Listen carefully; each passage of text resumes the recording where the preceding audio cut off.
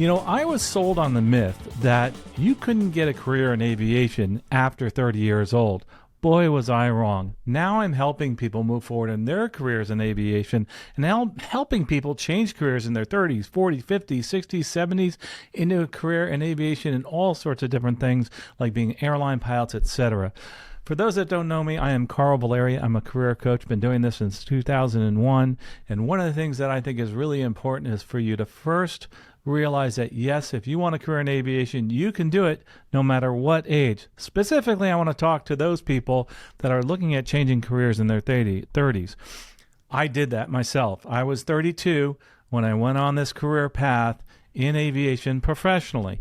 And I am so happy that I did it. And I want to tell you, yes, you can have a career change in your 30s. But there are some specific things about changing careers in your 30s that we need to talk about. And in this video, we're going to put some different flesh around what it is you need to think about and need to do before you actually move into that as a career. So this is going to be a nice quick video about the different things that you need to do if you're considering a career change in your 30s into becoming an airline pilot or a professional pilot, either corporate or private aviation. And by the way, if you're looking to get one of those free scholarships guides, aviationcareerspodcast.com/free. Check out some of our sponsors there. They actually will give away those scholarships guides for free. A lot of people come here to watch the beginning of the video, and I've been remiss to do that in the beginning of these. But anyway, let's get started into this whole discussion of, can you become an airline pilot in your 30s? And yes, you can. The first thing I want you to do is this. I want you to define the why.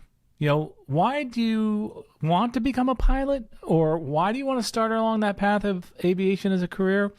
And the reason I ask that is because that's really where we should all start with the why. What is your favorite thing about the career in aviation that you think you would like? What is your favorite thing about your current career also? And can you have both of those in the career that you're looking at in aviation? But look at the why. Is it because you want more days off? You want more pay? You want more days off and more pay? You love to travel? Start really defining what it is you think you would get out of this job in aviation. But I also want you to look back at what you're doing now and look at what it is that you really like about your current career, and then see if that's something you'd really miss, or if that's something that you can actually have in the current career of aviation. Also, another thing I want you to do is look back at the things that you don't like about your current career. That's another why. Why do you dislike your current career? Is it because it doesn't afford you the things that you want? Maybe it doesn't afford you the time to be with family and friends. And those are the type of things that you really want to look at. But look at this as, and I know you're in your 30s, and this is a tough time because you just spent all this money and all this time on getting a degree or getting training, whatever it may be, to become the person that you are now and in the career that you are now. But let's look at this more as a career progression and more a shift than it is totally disregarding your previous career, because all those things that you learn in your past can be used in this career in aviation and in any career moving forward. So those are the things I want you to do. Just sit down, write the things that you really like about aviation, or you think you like because you don't have much experience. Write those down as to the why, and then also the why you want to get rid of your previous career. And you need to also think about sharing that with somebody. And we'll get to that later. It's good to share that with like a career coach and that type of thing. But let's also look at the other big one here. Are you eligible to become a pilot? And this is something I want you to start down the path of early in your career. Are you eligible both from a physical standpoint? Can you pass the medical, aviation medical? That's one of the things you have to actually pass. We'll talk a little bit more about that. And also your background. You need to have a 10-year work and also residency, but also look at your background as far as things that you may have had challenges in your background with maybe arrests and things like that, and put those in perspective and see if that's something that may prevent you from moving into a career in aviation. Normally it's not, I will tell you that. And if you think it is, rate me, feedback at aviationcareerspodcast.com, because many times we think we can't move into a career in aviation because of something in our past, and then we realize that we can. we can go forward. And we do that through our career coaching. You can find out more at aviationcareerspodcast.com/coaching if you want to find out more about that. But look at the medical, then look at your background, and start getting those things in order. As far as the medical is concerned, we have a lot of tools. We have a lot of tools that are on our website. And that brings us to the next part of this. And the next part of this is not just figuring out if you're eligible, but also creating a plan. And when you're creating that plan to move forward, part of that is actually the first thing is making sure you are eligible by looking at your medical. There's a lot of consultants out there. You can go to aviationcareerspodcast.com and /resources. We also can do some one-on-one consulting with you if you think there's been a problem with your passing your medical and move forward there. But there's a lot of really good resources out there, but some of the ones that we actually use that are on our website that are important. Find out if you can pass that medical. Most importantly, if you're becoming an airline pilot, think about if you can pass that first class medical. Before you even go and look at an aviation medical examiner, which is the person you're going to need to go to get your medical so that you can become a pilot, I would first consult with a medical examiner or some of these online examiners and do an online consultation. The reason being is that you don't want to go in and do your medical and get denied or deferred off the bat, because that's going to start a lot of paperwork. First, figure out what you need to do to maybe straighten things out beforehand. A good example is there are certain medicines that you might be taking that'll make you ineligible to become a pilot. So let's discover those in advance. Maybe get you off those medicines if you can. Maybe there are certain medical conditions that you have that might take you a while to actually work through before you can become a pilot. Those are the things we want to find out now. You'll find that most things you can actually become a pilot with. Some might take you years to figure out, but some might just take a few minutes. And that's what we need to do first. So some of the things that we need to do is in this plan is plan, are you eligible for the medical? The other part of this too is in your plan, you're going to have, especially speaking to those people in their 30s, there are certain challenges, right? You're in this career field right now, and you're probably growing very quickly. And one of the things that many times we turn towards, one of the people that we turn towards is our family. Those are the people we talk to about the possibility of changing careers. That is going to be sometimes challenging for certain people. That's why I said you really start with the why. Know your why, because if you're going to go to your spouse, go to your immediate family, talk to your parents who've just maybe helped pay for your degree, your current degree in the field you're in, you will want to make sure that you have a solid reason why you want to become a pilot.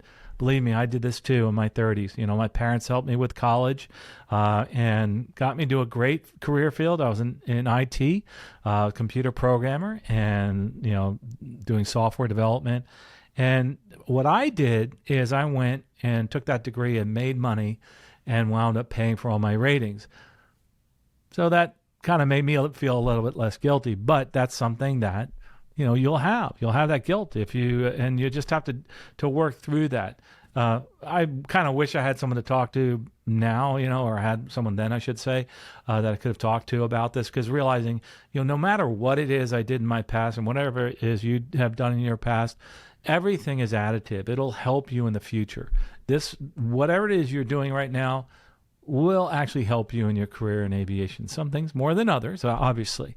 So that money that you spent on your career, it was well worth it.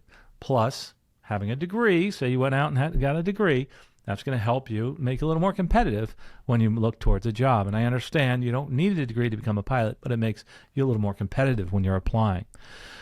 The other part of this too that I find is one of the things that I help a lot of people with is, especially on the monetary side, is trying to put a plan together, because you've already started a family. You have children, a spouse, and you're on your way to growing your new family, and you're trying to figure out how to navigate doing it responsibly, being a responsible parent, but also wanting to be responsible to yourself and also to fulfill some of your own dreams. And there's ways to do that, and I know you can. You just have to have a plan. It's a little more planning than, say, when you were 18 years old, when you didn't have as many responsibilities. Now you have a house and a car and kids and school and all these things that you have to pay for. So it's something that we need to plan to get through, start planning now. Start planning with your spouse and your family. But the most important thing is to get started on this right now. The other thing that is really good to do is start looking at some type of support network. And to do that, a lot of people look online. Now, you have to be very careful when you look online, these online forums and things like that. There is some really good information out there, but for the most part, it's going to be incredibly negative. You start asking questions and you get a good answer, and then from there, it just evolves into this really cesspool of information that you really didn't want to know about. That's why I think getting in a smaller group, a group that's specifically for helping people move forward in their careers, like we have a group coaching mentorship program where we have a small group of people that we let in, and we allow them to discuss things and their challenges, and we only let certain people in there. It's the same thing when you're going out there and looking for somebody, whether it's through our group coaching or anything else. Make sure you qualify those people that you're talking to. Make sure when you are actually talking to those groups online, you're talking to those people that are in your circle, your inner circle in life, that you qualify them to see if, first of all, they got to have your best interests in mind. They may say bad things, you might think, even though they're saying certain things that are very negative. Maybe they really do have your best interests in mind. Just keep that in mind.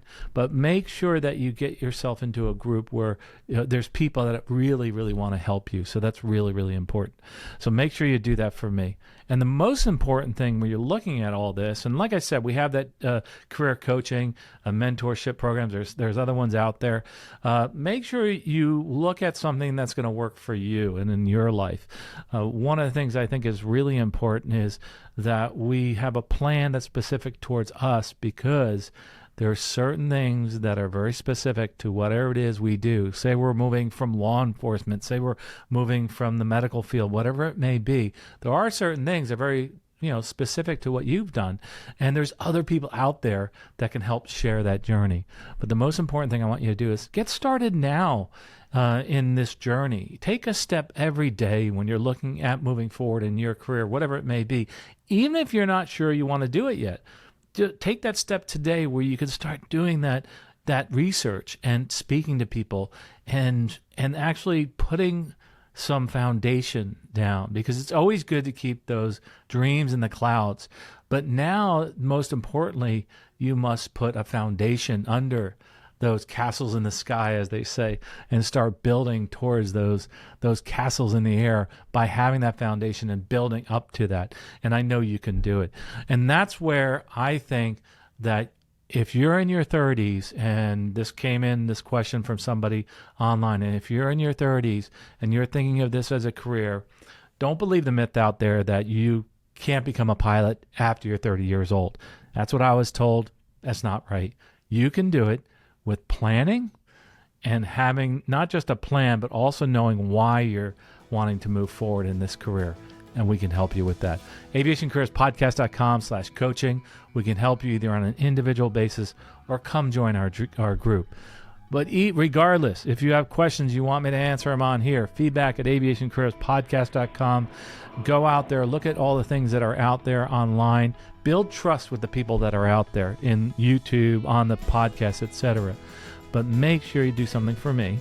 Take one step every single day to move forward in your career and in your life. And you know what? You'll get there sooner than you think. Whatever that is, whatever that goal is, I know you will get there sooner than you think by just taking one step every single day towards your career goal. So take that step now. We'll talk to you next episode. Safe flying.